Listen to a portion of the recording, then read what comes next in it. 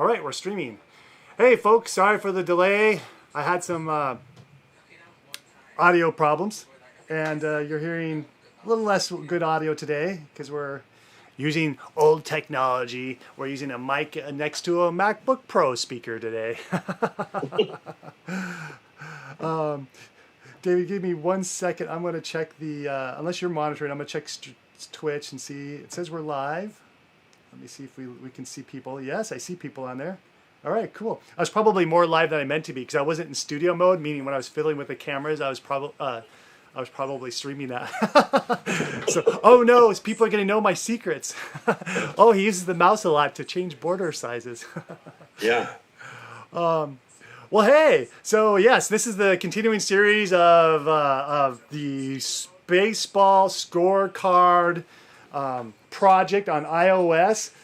We're helping this solopreneur David Kuntz make some Benjamins on an iOS app. One day we'll be Benjamin heavy. Yes.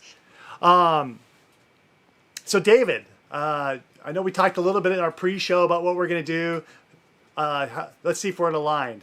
The first step, we were going to talk about at-bat, and it was going to migrate to somewhere. But yeah. I'll be honest with you. I spent a lot of time looking at innings and data structures for representing innings, and I don't think that's related to at-bat. So I have some content to talk a little bit about that from a like a code review or a planning perspective about how to handle innings. Okay. And so is it not true that we were going to talk about at-bat today, or am I misremembering something? Oh, no, I think that one I think we finished up with at-bat. We moved at-bat from the player class into the play class. So at-bat is a type of play. And so we did that. We moved that out of one place and into the play. Then what we needed to do with innings is innings right now has a list of players, and that was fine while players had the at-bat. Oh, that's right. But really an inning is going to end up being a kind of that top and bottom array.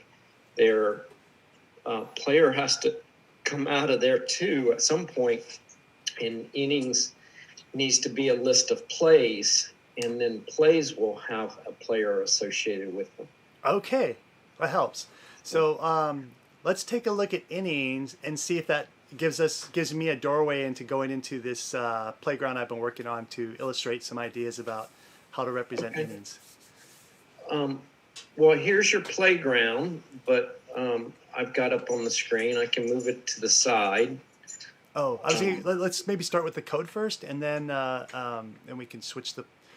Well, what do you think? I think we ought to look at what's there first, and then see if it. Okay. See if there's I'll close this, and this is the code that's currently in the repository. So this is the current version.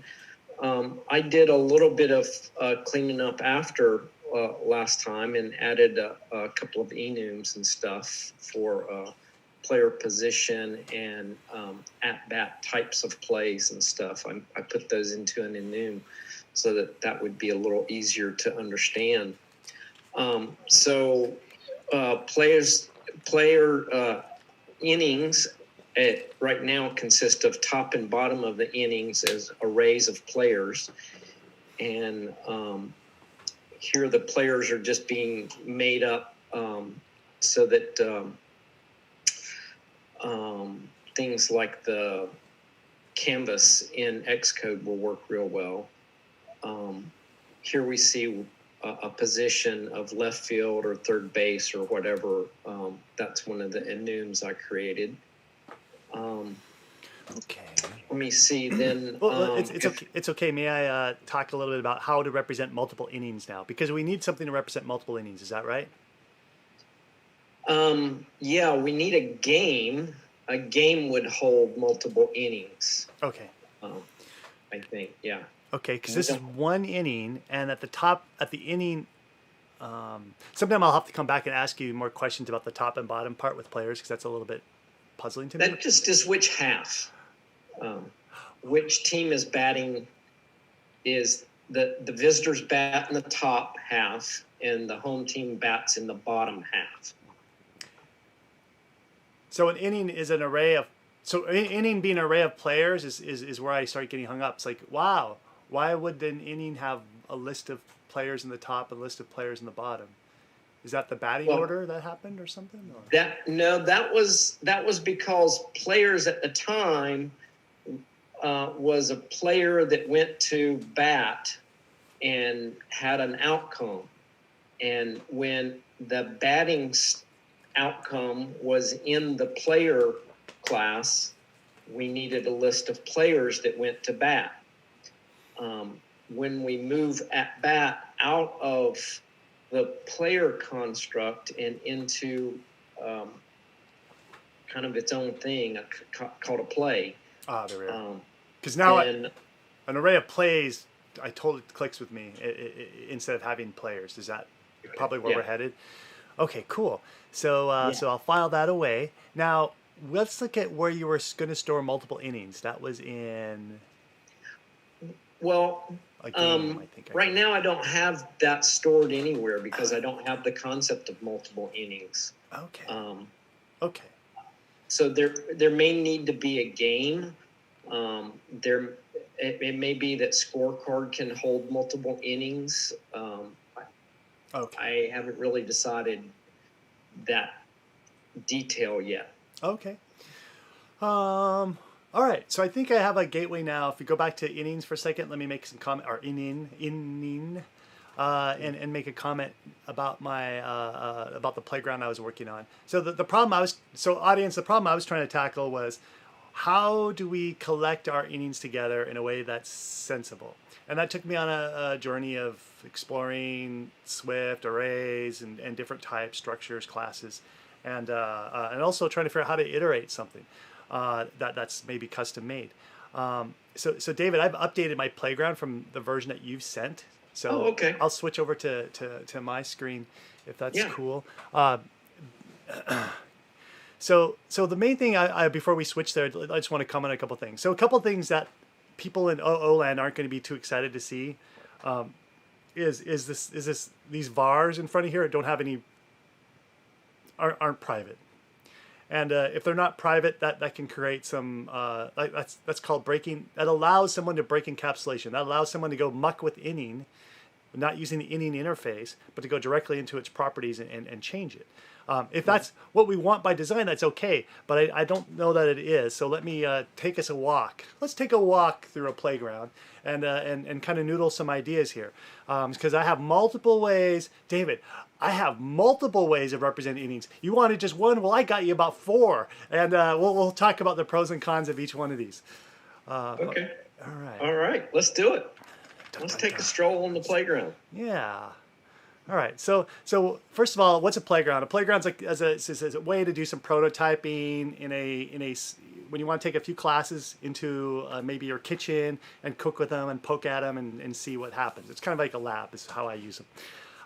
Sometimes I will use a micro test for such a thing if I'm working close to the code. In this case, this is just like design, software design ideation. I didn't even want to look too much at the existing code because I wanted to just kind of think freely for a moment. And then I moved over what code I needed to do this. So here we are. We have this inning, which may not be exactly what you have today, but it looks pretty close. I see inning. I see var string, which is the inning number. So yeah, number, top, bottom, summary, and plays. I don't know if you had plays in yours. Did you have plays in yours? I may have done that because I thought, oh, we're gonna have plays in here. Yeah, I have them No, I don't have them at all in the code that I have right now. Oh, okay. Can you see what I see, by the way? Am I sharing this correctly? Yes, except my window is over top of it. You need to move my window to, say, the right of the screen. Oh, you're talking about the picture of you? Is that what you mean? Yeah. Oh, okay. Yeah. Let's see here. Hang on a second here. Yeah, we need to get you a fancy transparency, or I need to turn your background into transparency so that it's a little bit easier. Okay, here we are. So, And now I don't see the code at all. oh, why is that? Now I do. Okay, I think it took a moment. So you're watching me through Twitch right now? Is that how you're able to watch this? Yeah. Oh, got it. Yeah, there'll be a delay. All right, cool. So yeah, there's plays in here. Whoops, and I'm typing into my code here. So there's plays in here. And then there's this a way to initialize this. So this is pretty much what the same inning as you have. And then I created a mock player. This isn't your real player. I just wanted something simple. So I have a class, a simple class to drop in there. And then I have a play because, well, I have plays in here. So I needed to have some plays here. So it's just a mock-up of a play. It has a play number. Okay, and so if we scroll down, the first idea was, well, we could just represent these as arrays. We just we can group our innings together in a way. Well, right? We could just use arrays with primitives. And so this is what that would look like. Is we have, well, we're just going to declare an array somewhere. We could put it anywhere. And we can make it an array of inning, and then we can load it up with our innings. And then at that point, we could then iterate through them. Like in the phone UI, you would want to iterate through it in the views and do what it needs to do to get the data from this model into the view. And here, let me just run it here. Demonstrate that it works. Up here it says running. Okay, there it goes. So since I hit play right here, it just ran that first portion, working with primitives. Okay. So you can see, yeah, I'm printing out the inning numbers, and you can see there's a little bit of a weird inning number called -2, which we'll come back to in a little later. So we get inning 1, inning 2, and we have inning -2. All right. Sorry, David. It's been a while since I played baseball, but well, maybe I thought, why not have a -2? But how that happens is I can just append whatever kind of inning I want into here. Up above, you see I'm appending the innings into here. And in this one, I happen to make a coding error or something. I could even repeat. I could put in several inning 1s too. How does that make you feel? Would you like to have a lot of inning 1s? No, that would probably break somebody's brain. Okay. Well, yeah. So now this kind of code, although it's readable, you know, you can see if I name the variables well, you can say, oh, that's an innings array, and I can see with my eyes that's declared as an array of innings. It's readable. It requires a lot of knowledge for setting it up, meaning I have to remember more things because I don't have a simple class to group it up. And by the way, since array is a value type, it means if we pass this around to different parts in our application, it's going to have to copy that data around because it's not a reference type. It'll actually have to copy the whole array. So if we have a 24 inning game, it'll copy those all 24 array elements to where it needs to be if we pass it into a parameter. So if we pass an array around into functions, that will, you know, maybe it'll never really bother us because it's only 24 because people don't play for thousands of innings. Maybe that'll work okay, but that's something to think about.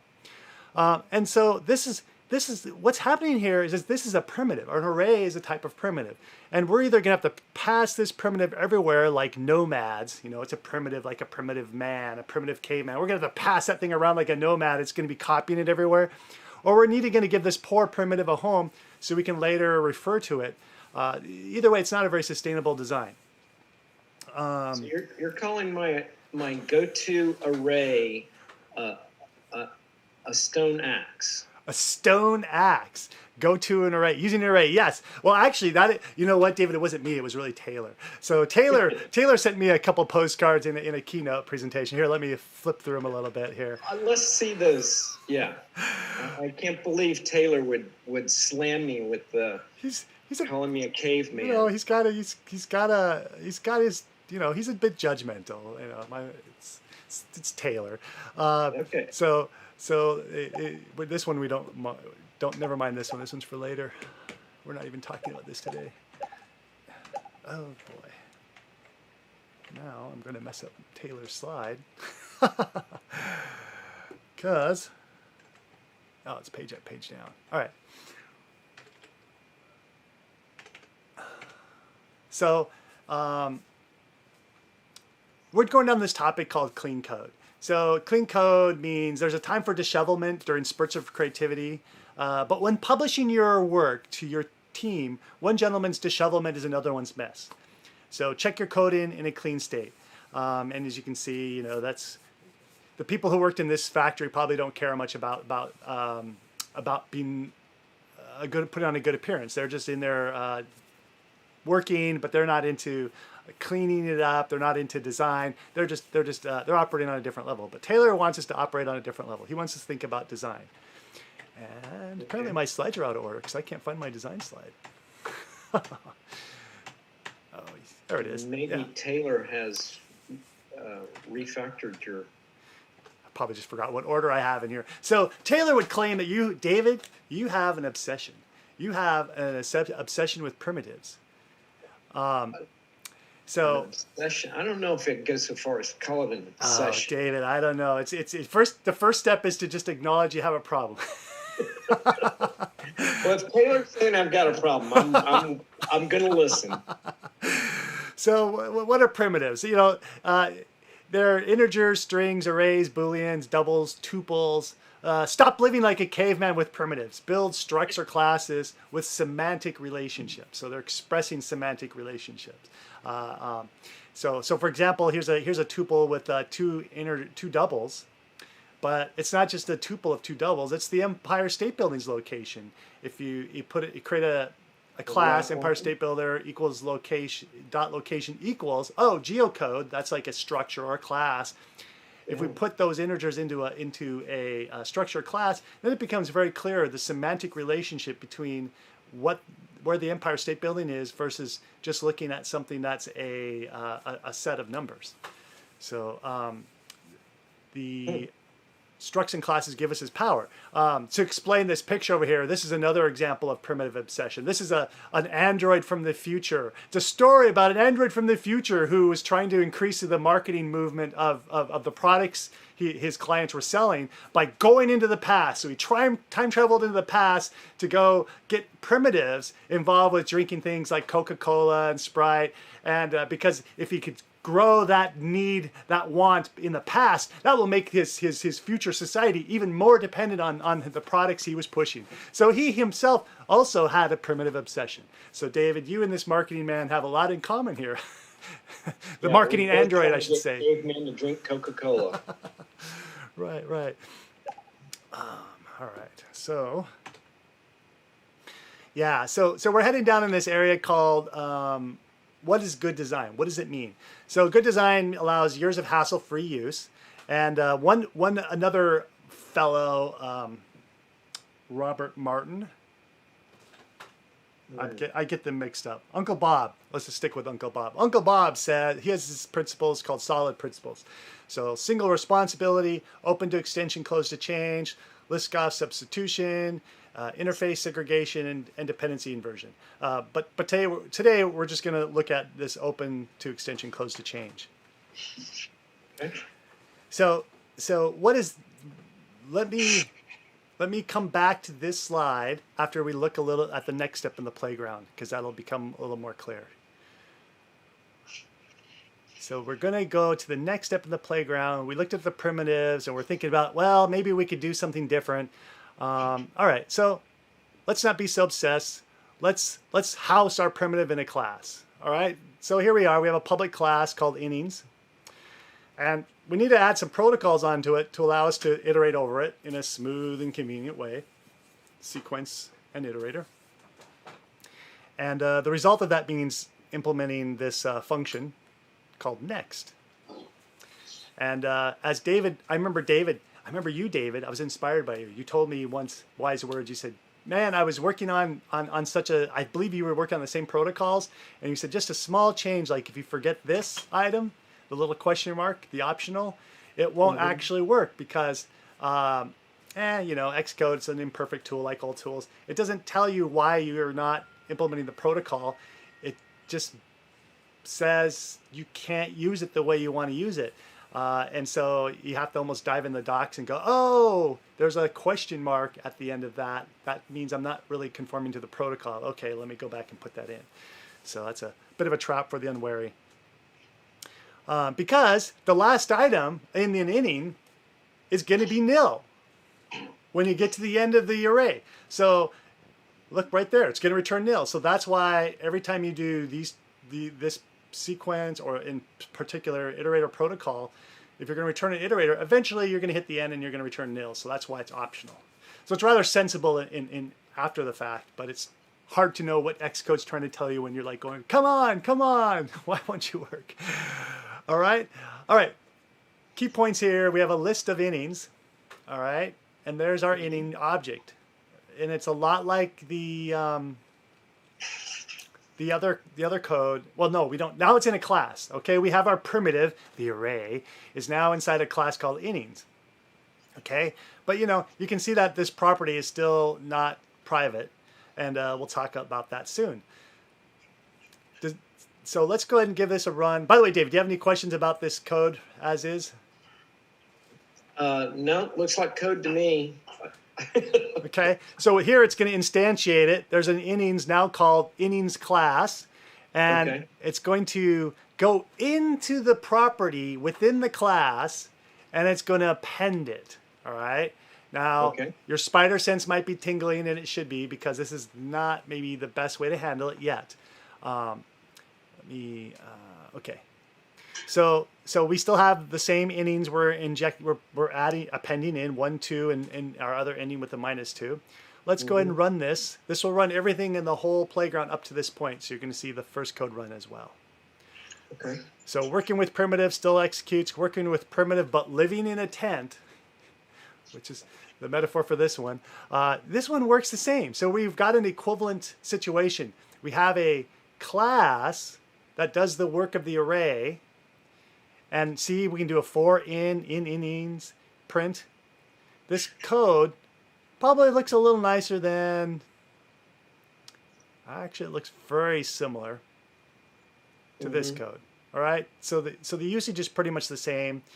The setup of between the two is very similar, but now we're just doing the same thing, but through a class. All right, so it's not a step up. This is the tent around the primitive. This is not the house yet. Okay. Okay. Yeah, so you're having to go into the innings to manipulate it. Yeah, and we're still manipulating the primitives. Poor primitives. Yeah. Okay, so this gives our primitive a home, but our class is more of a tent than good housing, as our primitive is accessible by users of this class. So you could get the innings class, but you're still poking at its internals. This breaks encapsulation and violates that open and close principle of solid code. Let's talk a little bit about that. So Taylor, he's pretty passionate about these things. He was telling me, like, you know, Lance, open and close is a very important principle, because like suits, software entities, classes, modules, functions, etc., should be open for extension but closed to modification. So you should be able to take that suit and somebody else could add on a little accessory like a nice pocket square or a pin and accessorize it with a watch, and the suit will still work. And the reason why, and so that's a type of extension. Closed to modification means you can't like adjust the suit so it no longer performs as a suit should. So like if you tear off a sleeve, well, it's probably not a suit anymore. And going into that primitive property, getting access to our class and directly touching that property isn't a good move. We could have other people muck with our internals while somebody else is doing an iteration through the array. So we're not really very guarded. So we're not quite closed enough. Okay. All right, so this gives up. Okay, so now let's try something better. So, for example, Well, okay, so we've talked kind of more about aesthetics, just to be very, very honest. There's nothing that says we couldn't go around life letting people get into the primitives of our class. But there's some power that we're going to miss with some later steps if we don't encapsulate it better, encapsulate it in a nice wood house.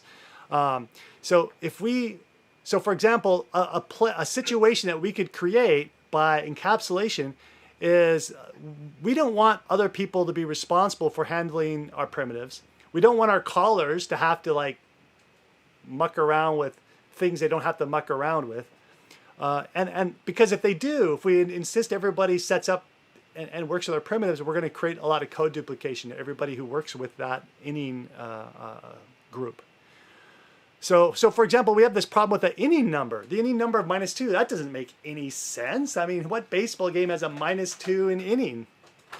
So that's pretty fishy. So why should all of our callers be bothered with creating inning numbers for goodness sakes? Why not? Can't we automate that so that whenever you add your, what are we adding? Whenever you add an inning to your group of innings, it establishes the inning number. So it seems like that should be handled by a centralized counter rather than having all of our callers like go, hey, let's go to maybe a global variable over here, look up the newest inning, and then we'll pass that back into the group class, the class that groups our innings together. So here, let's try to move in that direction. We'll encapsulate our primitive so people don't know we even have a caveman living with us, and have an interface you have to work with. So here is another one called better innings. And I'm using this phrase called a class that groups things together. So better innings is a type of class that groups things together. And it's got the same protocols, but now you have a private in front of the list of innings, so nobody can get to our primitive. And this is the same code. This iterator is all fine. And I added in another thing though, because we need to give our callers the ability to add innings. I just implemented append by passing append back to our primitive. So the callers of our better innings class passes an inning and call append, but they don't know really where it's going and what kind of primitives we have. This one you can ignore. This wasn't necessary, but I added that for fun later, and I'll explain what that is. So here we are. We got a better innings class, and now we're just doing this append call, and we're passing in this stuff. And yes, we're still doing the -2 because I'm demonstrating we haven't fixed that problem yet. We're just getting the interfacing up so that you can't get to our primitives directly. Okay. And now we can do the same looping we did before with the for in. And then if we cared about doing subscripting, we can actually do subscripting on the class, just like as if it was an array. So you can even almost treat it like it's a primitive if you care to. And but you're not actually working with the thing inside. All right, cool. So let's go ahead and run that and demonstrate that there's nothing up our sleeve here. All right, so working with primitives works the usual way, et cetera, et cetera. And then primitive living in a house with walls. Now, it's all the same, so it's a very functionally, the same functionalities there, though we can use subscripting. Okay, so now we're in a open for extension, but closed to modification situation, because there's no way anybody could get to our internals unless it comes through an interface. Okay. All right. So now, okay, why would we bother to be all fancy like that?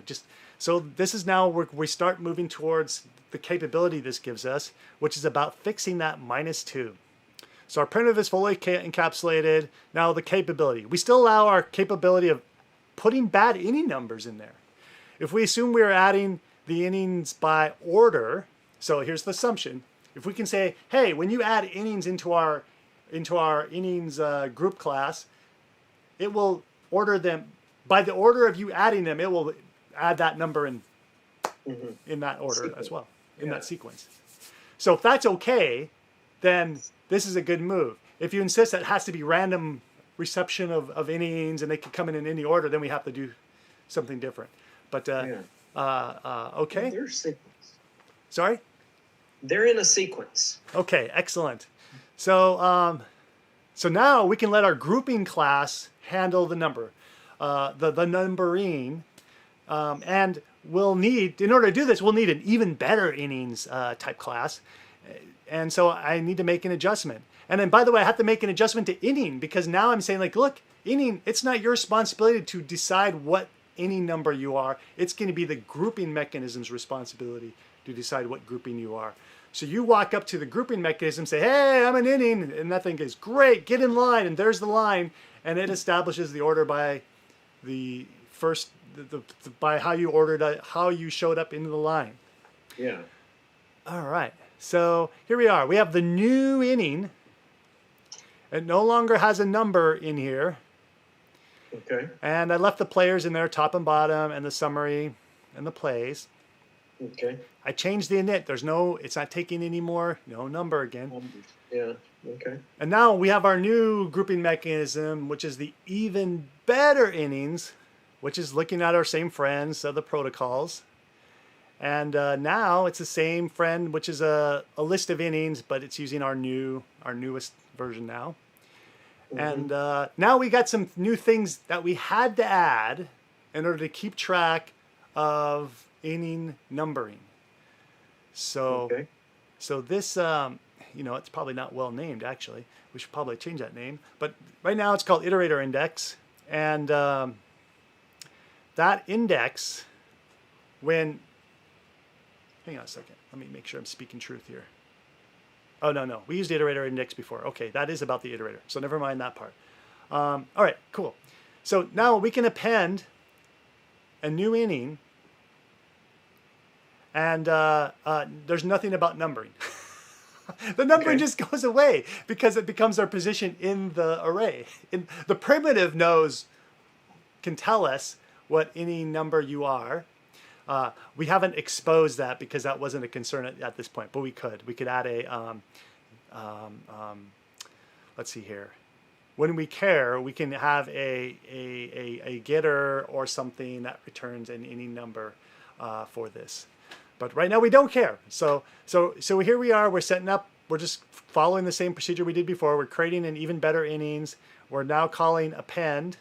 We're now adding in our new inning, but there's no inning number now. It's just the name and the top and the bottom and our streaker on the field summary. I'm not sure what appropriate streaker is for, or summary for an inning is, but I was trying to think of, well, there could be home runs, there could be streakers, all kinds of stuff. So there we are. So the primitive is now told what inning number it gets by the class managing the group. All right. So now, remember, we're just adding these things in, Tailor Swift, Bobby, and Phil. And if I run this, they'll still get a name. And I've bloody forgotten how it gets that name, but that name is going to be the inning number. Let's see if it works, because I'm sure I ran this code before this call. Oh, that's right. I'm just outputting the name of the person. There we are. Yeah. So now we can get the list of people. If we wanted to get their number, we could add in inning top 0. You just have to echo the position in the array. So we could add. I didn't actually implement that step yet, David, just to be honest. I haven't. What I would think we would want to do is in the append step, we either write into our inning the inning number, if we care to. Earlier I took it out though, right? But we could put it back in. Or we have to go to the grouping mechanism and say, hey, I've got this inning, what inning is it? And that sounds a little bit painful. That's so weird. That sounds so I'm actually rethinking what I did, and I think we should probably leave the new inning have a, was it a number? Let me just scroll up here and see what it was before. Yeah, it's an integer. Call it number generically or whatever. Okay. Inning number. And wow, why don't I see it? So string 2, oh, there it was. It was a number string. Okay, yeah, we used a string at the point. For whatever reason, we used a string at the time.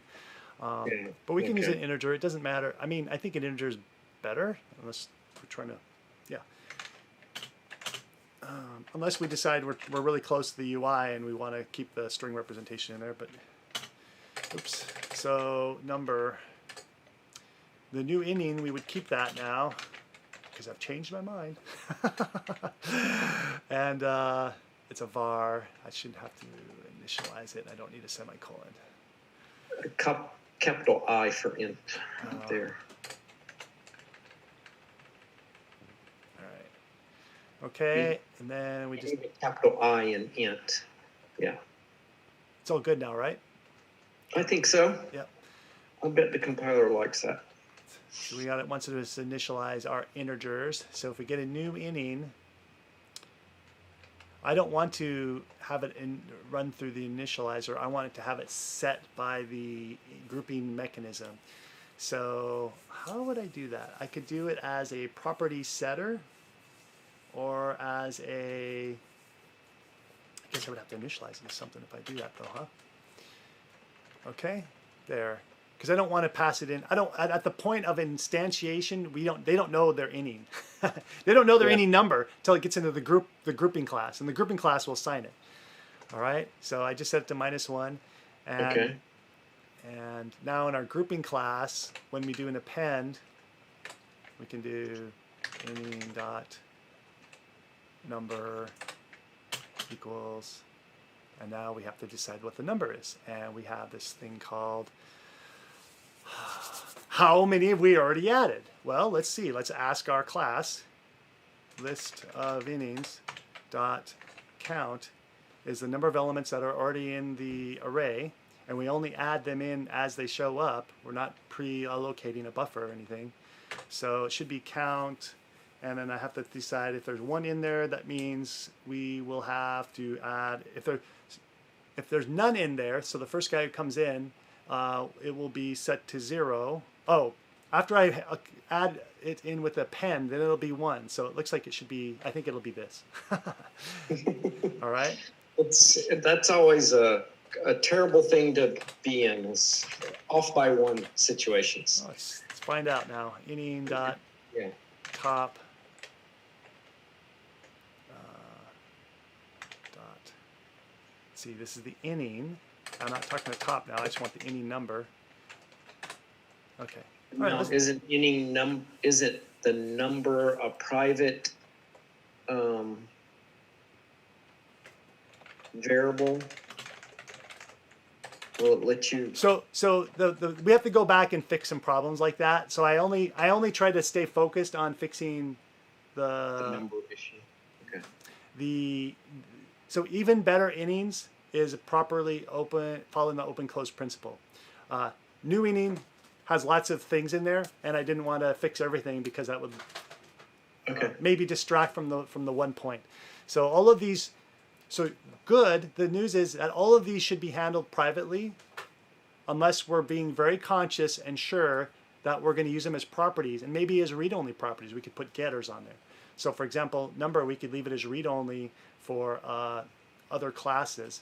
But we do need write-only for when it's in even better innings. Needs to be able to write into it. Mm-hmm. So there's a little bit of a mucking around to do to get that to work the right way. So that I don't know how in Swift. So in C++ they have a mechanism called friends. Your friends can change your private parts, or you can do some other mechanisms. But in this case, I don't have a good solution right now. Off the top of my head. So. Yeah, there's a file access level. I think it's the default, and it lets anything in the file. And I don't know how Playgrounds. Oh, there we are. That makes sense. Deals with that, but okay. All right, let's see if I get the inning. See if I got the inning code working right. And by the way, all this is a proper prototype. This isn't code that's been unit tested with TD or anything like that. Yeah. So, okay, let's see. So it looks like our prototype works. Tailor Swift, inning number 1, Bobby, inning number 2, and Phil, inning number 3. And that's what we intended. Okay. All right. And yeah, so summary, we're now building a civilized way to deal with innings without primitives. However, we have new questions. Our new inning isn't solid, which is what we were just talking about up here. It's not. They're all public. Somebody could go in and muck with things and screw us up. We could screw ourselves up essentially, and then I already asked you a little bit about the top and bottom. Because I'd forgotten. I'm like, what is this top and bottom? I think we want place, but it's like we're in alignment there. Yeah. So what do you think about all that? Does that solve some problems that we care about? I care about those in the big picture. I don't think I've cared about them up until this point, and I think it's time to start caring about how things are encapsulated. But just to get off and started and learning some TDD, I didn't really care about the encapsulation and that sort of thing, but I definitely care about it in the long run, and I, from my past experience, I know that every now and then your tests need to get in and muck around with stuff under the covers, and there's issues with that. Different languages solve those issues differently. I think Swift has a pretty good solution for that, but I haven't really used it yet, so I don't know. So, yeah, all of everything you said sounded good to me too. What should we do now? Should we use something? Should we create an innings group collector? Like, because I think you said you need to put our innings somewhere, and that somewhere was a game or scorecard or something. Yeah, I was actually thinking of a thing called a game, which would hold a collection of innings. I think the way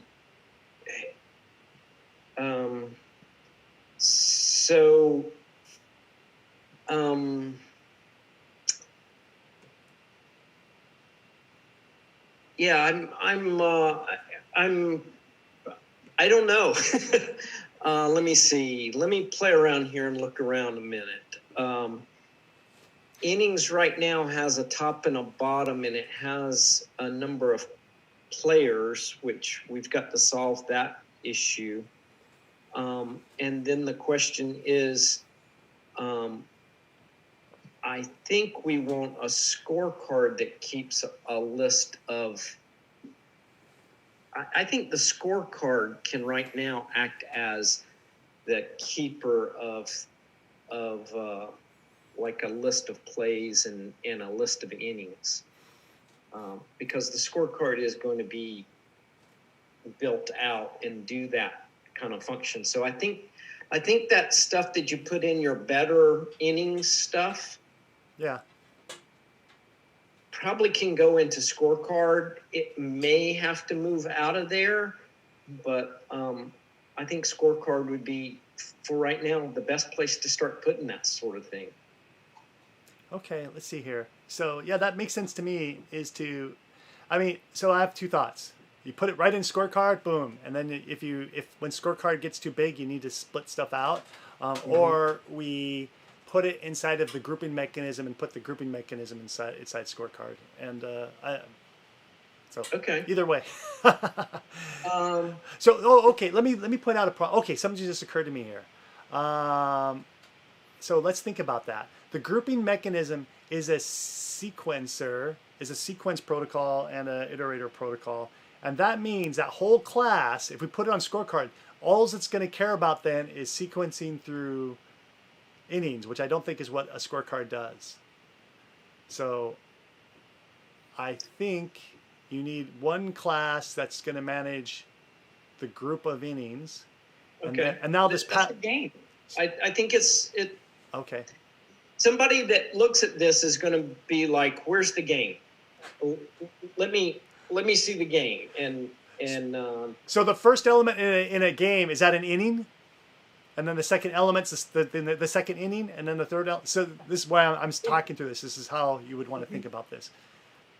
Yeah. Is it? Okay, cool. Then we're good. And then in innings, we have plays as my viewpoint. But anyways. Yeah, so I would start here by doing just creating a new game here, a new Game test. Game class. Game test. Think test. Game test. You're going to create a game, so start with your test. Man. Hey, we're hardcore. This is TDD.Academy, bro. Okay. All right.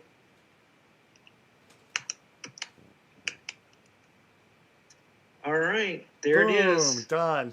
All right. Now we just got to fill out the test with what we intend to do. Okay, now I got to create it in the right spot. And I think... It's not a UI test, so I think it's in the right spot. Oh, I see. I think you're in the right spot, David. I think it's model. Okay. I don't know if it's going to mess with that, but okay. Let's try. See, I think it put it here, and it should have put it down here. You want it in baseball tests? Oh. Yeah. I don't know what baseball test really is. Is that just... It's a collection of tests. Oh, I see. Model isn't any test. That's just product code is what you're doing. All right. Model is the product model. And although game should belong in model, game test should belong in baseball test. Got it. We'll see if that works. Makes sense to me. All right, so let's build this test. So, okay. I'm going to first delete the performance test. Because it would slow us down. It'll make our performance worse right now. Okay, so what's the first test we're going to write? We want to add a inning to our game.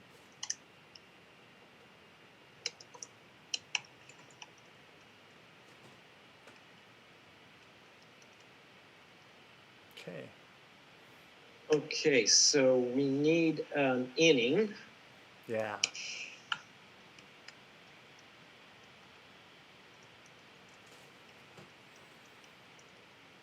And I think to create an inning,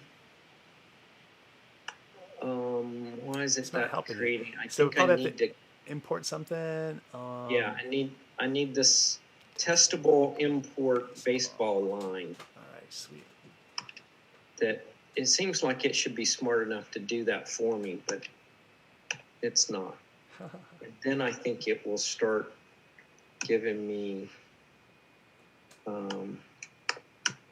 Okay, you want to initialize it, so open your... I need a new inning, and I expected to get some code complete stuff there, but I'm not getting it. Maybe hit save. Let's try this out. I don't know the solution here. I'm just guessing that maybe if you hit save, it'll compile it fully and say, oh, it's okay. So I have when you import baseball, is everything in the scope, is model view all in that same scope, or do you have to do baseball.model or something like that? I don't think so. Go look at inning for a second and see what it's if it declares its. Do they declare their structure and? Oh, I see. Well, you already did that. So if I went to an inning test and got myself a good inning, that's true. Yeah. I'm going to need some players too. So I'm going to grab this code right here. Yeah.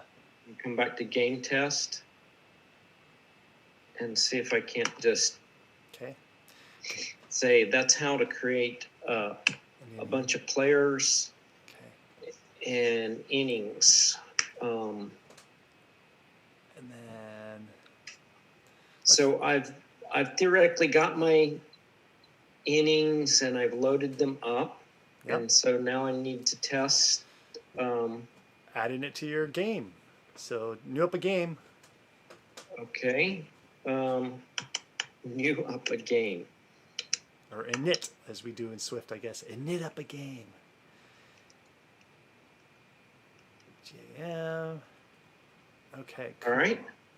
And then, well, how do you think you want to add games to game? Or add innings to game?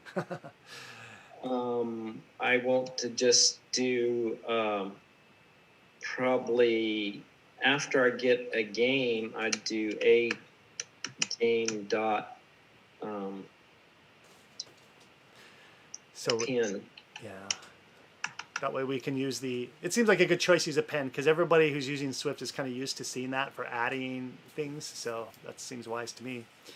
Yeah. Yeah, and folks, this is really happening here. David is adding stuff. He's creating code that doesn't exist yet. It's amazing. He's writing the test before the code's there. Explicit with this, so that it reads a little better. Yeah. So yeah, game of pen first inning. Okay. And then how do we test it? How do we check that it got in there? Because that added it. Because that added it. You added it, David. Assert equal. And so now.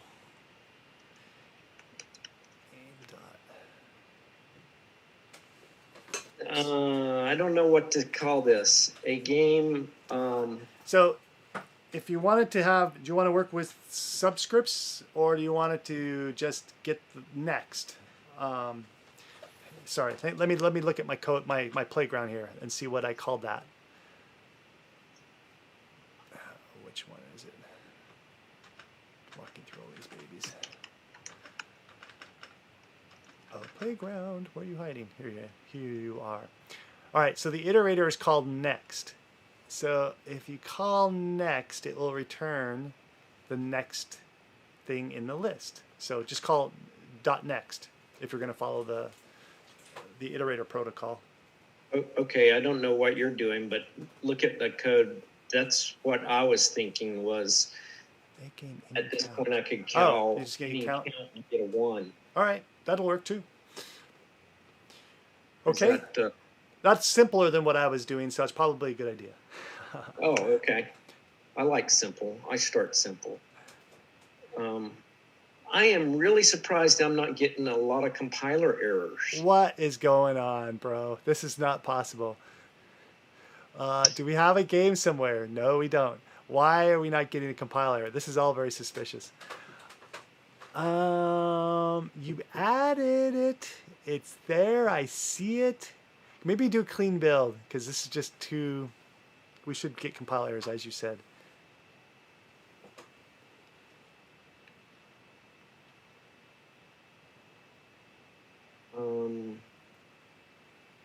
Cleaning finished. Okay. Now I hit build. And I know that building in the test domain seems to be different than building in the product domain. Maybe. Yeah. I'm not sure how to shift that gear. I was thinking maybe if you try to run the test, that might shift. That would automatically shift the gear. So if you just go to game test and run the test. Yeah. That seems to be a weird workaround to do that. But yeah, you're right. Because there's a release mode and all this, and I don't remember how to. I don't know how to shift that gear. Now I'm getting errors. Okay, there we are. Properly, like cannot find game. Which yeah. Yeah. Okay. There it is. And I assume the quick fix doesn't do anything. I think we've been here before, so. Yeah, that's an X, so it doesn't do quick fix. So let's make ourselves a game. Not enough yet. So we need to go create a game in our. I noticed you have one about @bat in there somewhere too for some reason. That's probably something else that's been lurking. So don't be surprised if you see something, an error come up, but we haven't touched because I don't know why I see an @bat error in there. Okay, I didn't see what you're talking about, but I'll trust you. So now I'm going to create a game class. Okay. All right. And we've got a game, and we probably still have an error, right? Because we got a game class, but not an actual game. So we won't as game.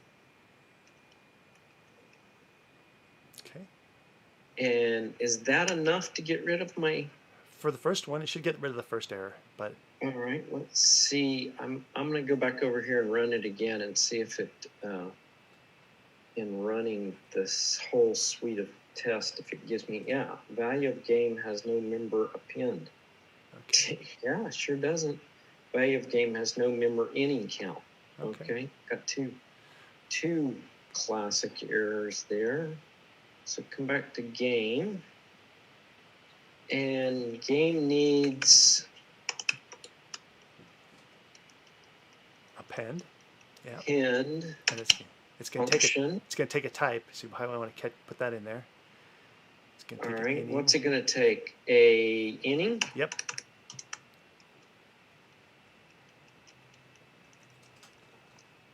Okay.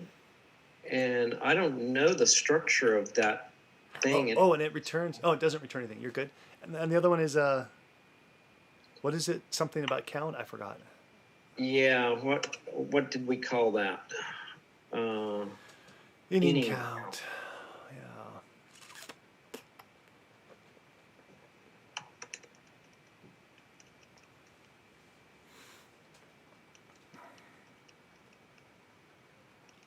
That's not returning an integer, I assume. Yeah.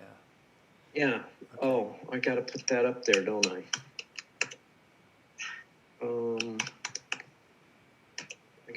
I got to specify that kind of stuff, right? And can you return something that's not a valid number? Because 0 is valid, but let's yeah, there we are. In fact, it just made me realize there's even an easier test we could have wrote, but it's all right. We'll get there.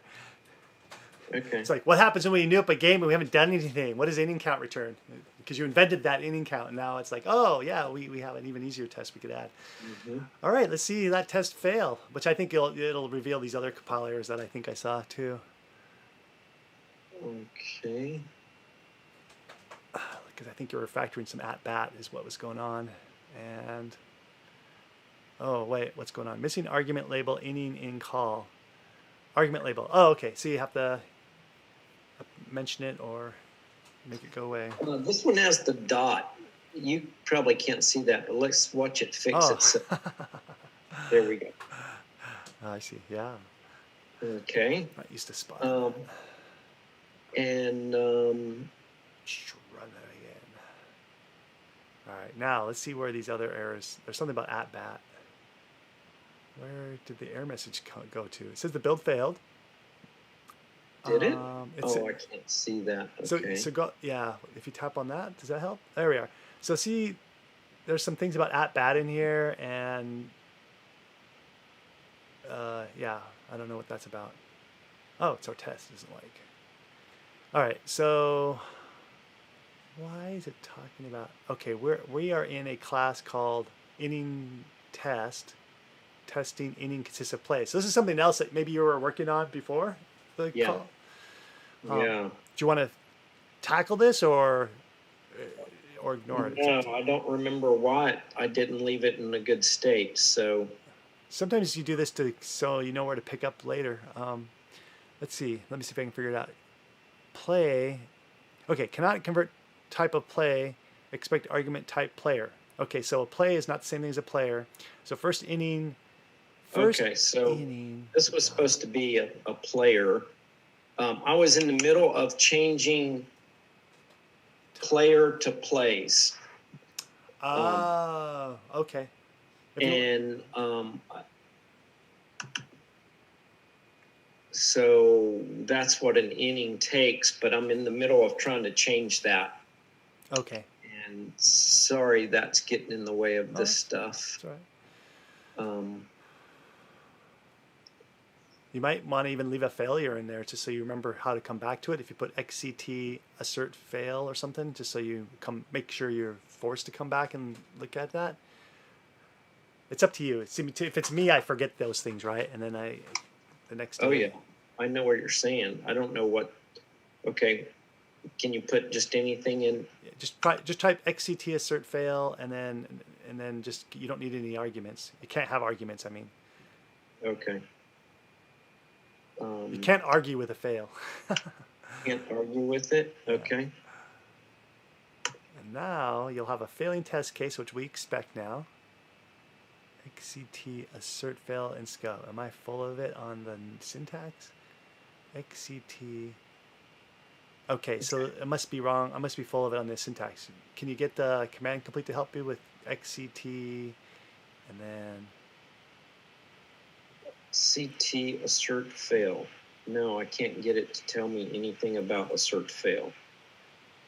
what happens if you type XCT and a new line? Oh, there it is. It's purple. Can we try that? Yeah, it's purple. That should work, right? Isn't that? I think that says it's got it and it's all right. Sweet. It ran. And Yeah. game test failed as we expected, and the inning test failed, so you'll remember to go back and handle that. So yeah, folks, when you get a lot of micro tests, it's nice to use them to help you as a bookmark. So that's what David's doing here, because he doesn't want to shift gears and fix that yet. So, all right, let's see if we can get test add inning to game to pass. So David, I have a proposal.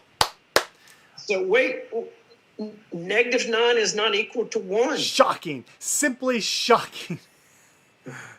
I don't know what why not? What's wrong with that?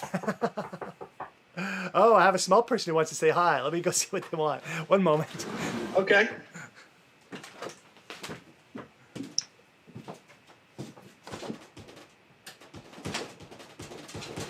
Come on, door.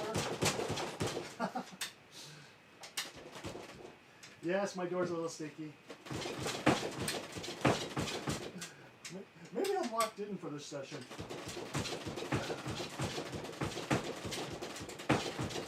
Hello, who's out there? Hello. Oh, I'm still streaming. Can we talk later?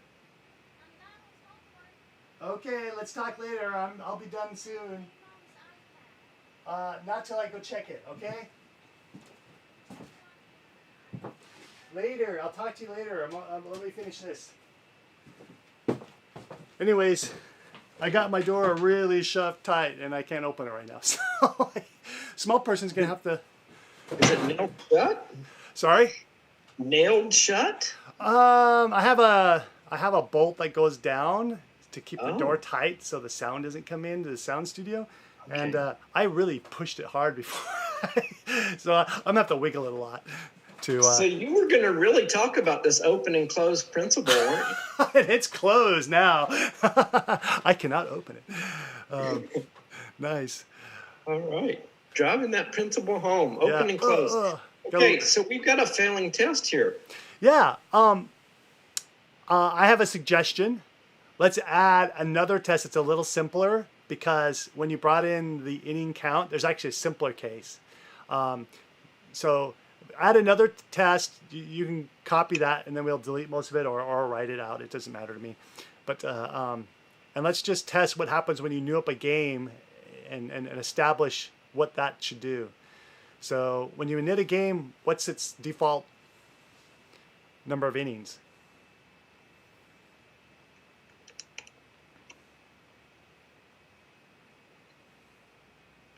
So how many? Yeah, you got. How's -9? You don't want -9 innings, do you, David? You want 0, right? Do I want 0? Okay. But you can't put zeros in there. You can't put numbers in there anyhow. You have to type it out or just let the... I can't? Yeah, no. I don't know any languages that let you do that yet. You can write Chinese in there. But you can't... I wouldn't know how to do that. So we want to get rid of the inning. Yeah, you just want the... It's going to be a simple test. You're just going to have... We don't need the players if we're going to get rid of them. We just want a game. And no pen. And we want to say that game has an inning count of 0. Yeah. Is that what you're saying? Yep. And you don't want that annoying comment in there too. There's boilerplate that Xcode put in there you should get rid of. Oh. They're reminding you, hey, you could use XCT assert. It's like, well, yeah. Cha. All right, let's see. Let's run those tests. Now we have another test. 9 isn't equal to 0 or 1. Yeah. All right, let's see if we can get that one to pass. All right. So I think we can get one of those to pass by going back into game and saying, how do we want to do this well? game needs to hold. So David, you probably got to do it the Koi way. That's the simplest thing that works, and then you'll quickly have to solve the problem with the second test. So what's the Koi? The Koi way is just to return 0. Okay. The Koi way? We're being coy, C-O-Y. Okay, I don't know that word. It means it's kind of like check. Way to make it pass is going to be to put in a 0. Yeah, and it's kind of a wink. That's why it's coy. Oh, you're being coy. I was going to next level up and going. We're needing to get that from our embedded. Yeah. And you will for your second test. So if you run it, you should get 1 passing. Like if the lunch bell was ringing and I had to go fast, I probably would go ahead and do what you did. But since we have a little bit of time here, we might as well help our fellow people out there know that yes, the Koi way really works because we have a second test that'll make us get more serious. All right. So the 0 started passing, but now when we add something, we're still getting back a 0. So we need to be able to actually do the append and get back a 1. Yeah. All right. Now we got to get busy. Okay. Getting busy over here. So when we append, we want to add that to an internal thing here. Our primitive. Yeah. Our primitive, and we need a primitive called innings. You're probably gonna need a class variable, so you better move it up. Yeah, up there. Private.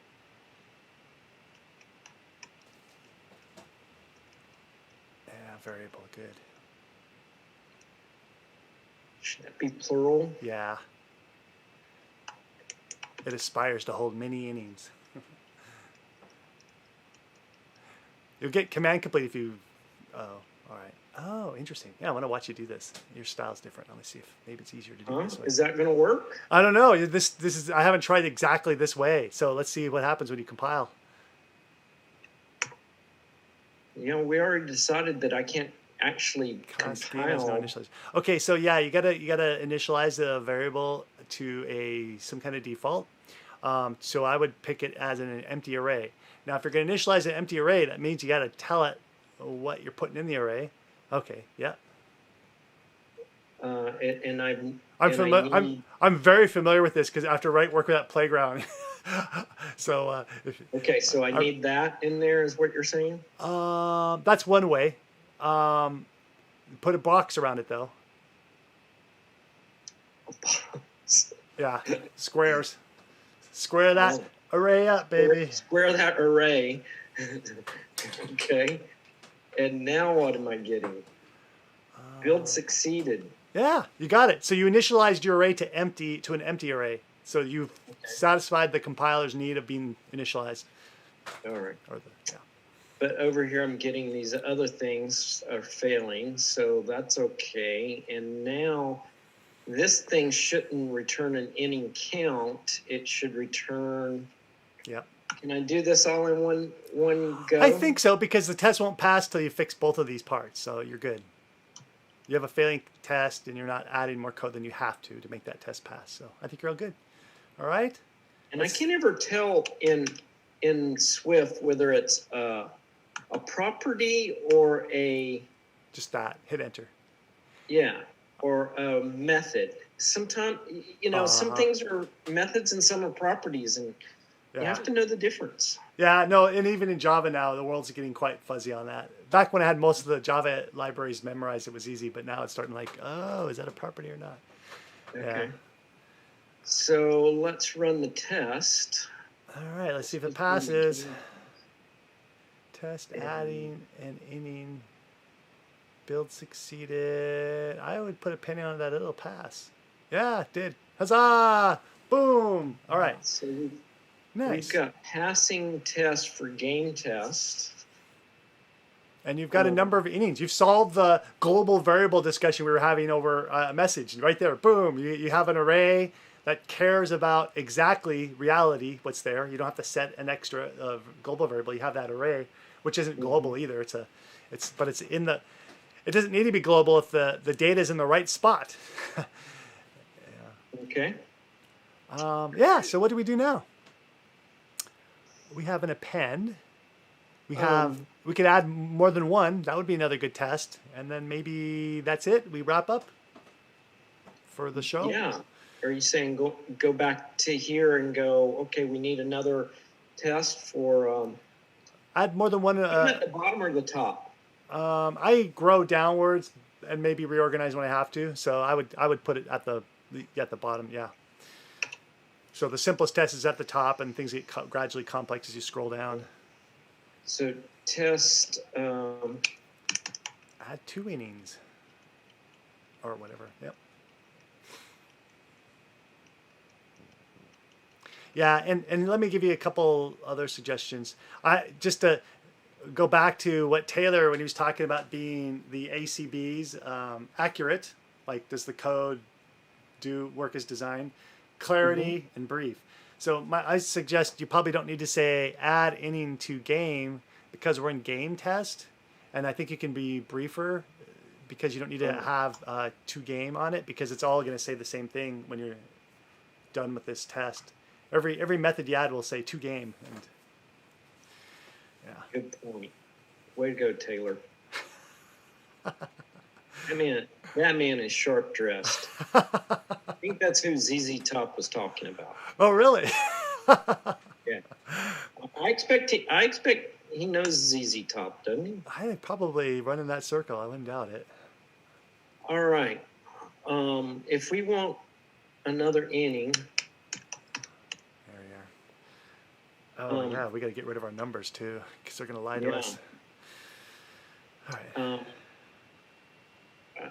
I'm going to change this just so that it can be different.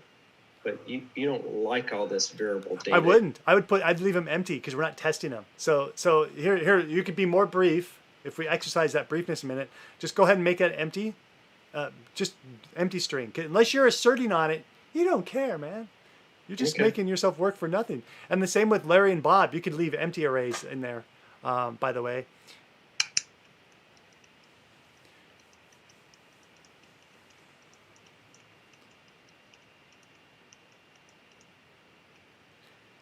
Second inning. Nice. And then we're going to expect inning count to end up being 2. Yeah. So is this... I think it'll pass. Okay.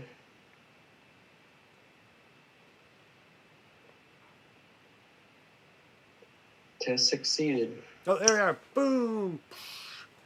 All right. So we have a pretty good functioning game. Yes. Can I request control? I want to brief the hell out of this in a second. Yeah. Go ahead. Remote control.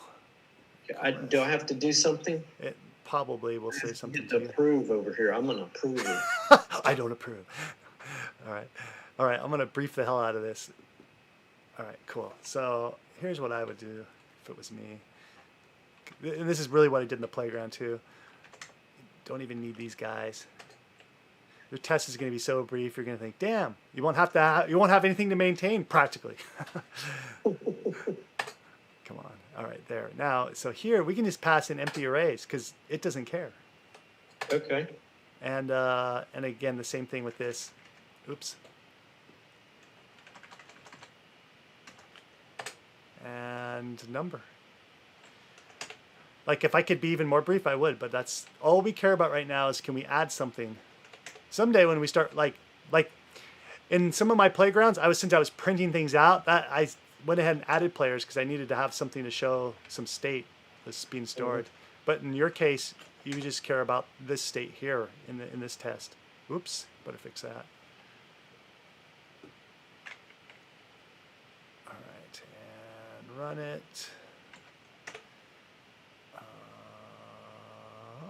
guess we tap that.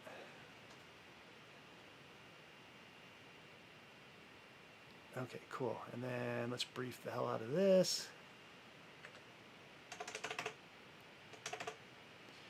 And same story. So when you care and you start asserting on it, then that's a different matter. Okay. But right now, these tests really don't care. And when you do care, you'll probably make a different test anyhow. So, and this will save you copy pasting when things do change, because something's going to change. Like that number isn't going to live here, man. That number's out of there from our conversation. Right. And that's an example of, if you keep adding tests, you'll have to go maintain a bunch of stuff you don't need to maintain. And they look, well, it would have been more powerful if they looked exactly the same. Like you can see I got some white spaces and things going on, which you won't be able to use copy or find replace to update things quite as well as you'd like to. Okay. Let me see. Can we make it any briefer? Let me hit play. You see any tricks we could do? Let's see. First inning. Test failed. Okay, that's the other test. So another way to make it briefer, but I'm not sure I'd go there right now, is make an object. What am I calling that? An object creator, and just make a method that says get inning, and you can then make it brief for. Actually, let's do that. That's a good idea. Let's go ahead and refactor, extract this into a function, because we're going to get rid of three duplications. Okay, where'd you go, Mr. Extract to function? It doesn't look like it worked. It looks like it ignored you. Maybe try again. Yeah, you ask it nicely. Please extract to a method, maybe would be better, actually. What's the difference in Swift? A method versus function. I don't know. I've not gotten. Sometimes. Anyways, did the manual. Wow, it's not. It's like failing. Ungracefully. Yeah. Okay. Get inning. All right. So we're gonna have a little private. Maybe I'll put that up here because it's gonna be more common. Get inning. So this will help maintain the. Oops, it's gonna return an inning. And this will help maintain that idea of keeping things the same unless they can't be the same. Okay. Because you're going to want to keep using this, except for those are going to be a case where you actually care about changing something. But right now we've demonstrated we have like about 3 parts, and there's going to be probably a few more to. Wow. Risky there, almost. Holding down the delete button's a little risky over the internet. All right, summary. So we're going to return that, and let's just run it and see if that one instance works, and if it does, we roll it out to the rest of them. It didn't work. What's going on? Expected funk keyword. All right, fine. We can get funky. You want to get funky? We'll get funky. Is that funky enough for you? White space. Oh. I've got, I added Swift lint to my project, and I don't like it the way it's added. I thought that suggestion was, I could work with that, but anyways, yeah. You're experiencing it more brutally than I am, perhaps. All right, get inning. Here we are. Get inning. And get inning.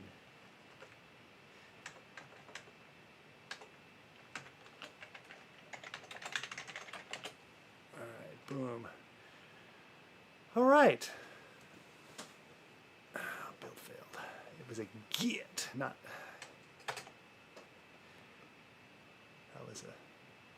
That was a Texas get. Thank you. All right, cool. So I don't know. Can we make it any briefer than any more brief? No, that's enough. don't go anymore. I'll start going. What's this actually doing? We could put get innings in these 2 arguments, but it's all right. I'll leave it alone, and then you can get rid of these parameters. Yeah.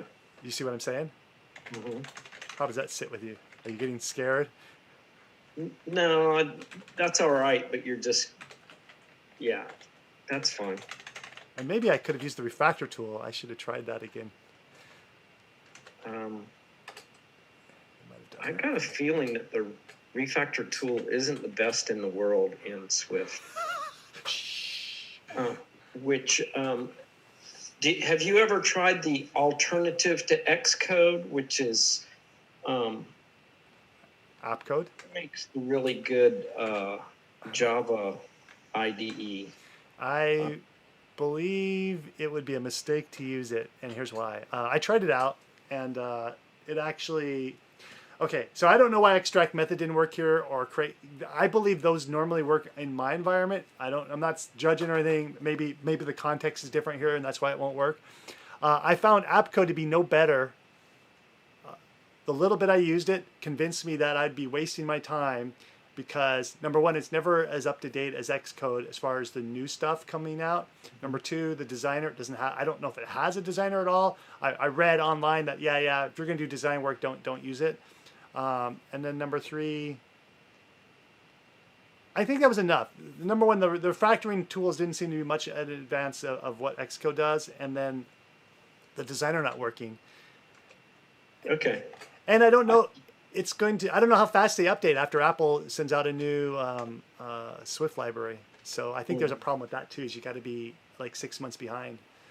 So I just didn't see it wasn't valuable enough. I wanted to try the refactoring. So if you're saying it wasn't any better, that's the reason I was going there. Yeah, no, because the refactoring I just tried here, I thought it worked in the baseball kata I did on Leading Agile, and I thought it worked fine. The Java developers I work with all complained anyhow, but what do they know?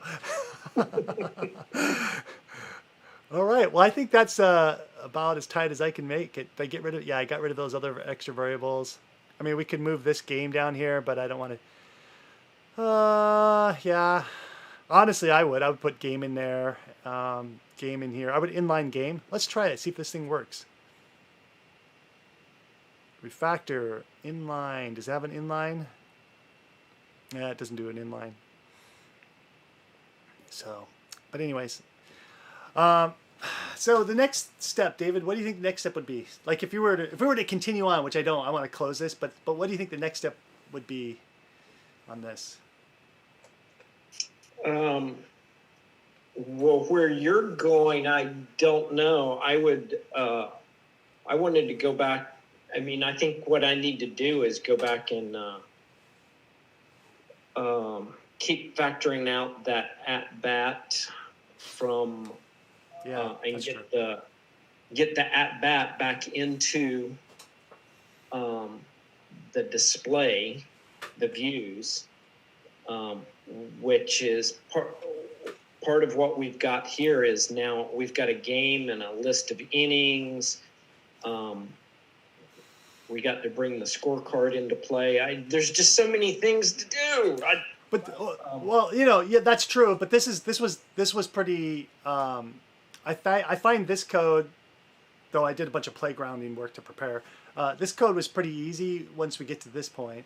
So what I'm saying is I don't think you're going to have much more complexity than this type of work for all the rest of your code until you get back to the view layer or to the network layer, so your I/O endpoints. Yeah, that's where things will get sporty again. So regarding the easy work, I would say, yeah, I want to get number out of the init block, and either leave it in there as something that only the game can change, or I don't know, or leave it. How do I say? Well, main thing is it shouldn't be in the init block because it doesn't make any sense. But what you said is also valuable because you're in the middle of that refactoring. So at that point, I think you're good for game, innings, and plays. Once you get that straightened out, I think we have to move back to either view work or network work, one direction or the other. Right. Oh, yeah. I had a proposal, David. I was thinking about the solopreneur that is David Kuntz and thought, okay, when is he going to get this thing shippable? And I thought, oh my God, do we have to get everything done to get it shippable? Well, that doesn't make sense. That's a very non-agile attitude. And because I thought to myself, when I was thinking about innings and things like that, I realized, wow, I could really get carried away at creating very like business logic to make things work in a rational manner. And I thought, well, it shouldn't have to do that because it's just either getting data from the network or the users entering it through the UI. The UI will be guarding us from things like maybe putting in nonsensical innings or something like that. So my point is, I thought, okay, so what would be the simplest thing that we could ship? And so here's a proposal for you and to think about. You go talk to product owner David Kuntz and see what he thinks. Okay. It seems to me you want somebody to fill out a scorecard on the phone, and that might be something you could ship. At least it's a holistic piece. It doesn't talk over the network, and then it's all. Well, I don't know if we're going to persist it. I suppose we should have to persist it. So they could go to a game. They could score out the game without using paper. That's basically it. Okay.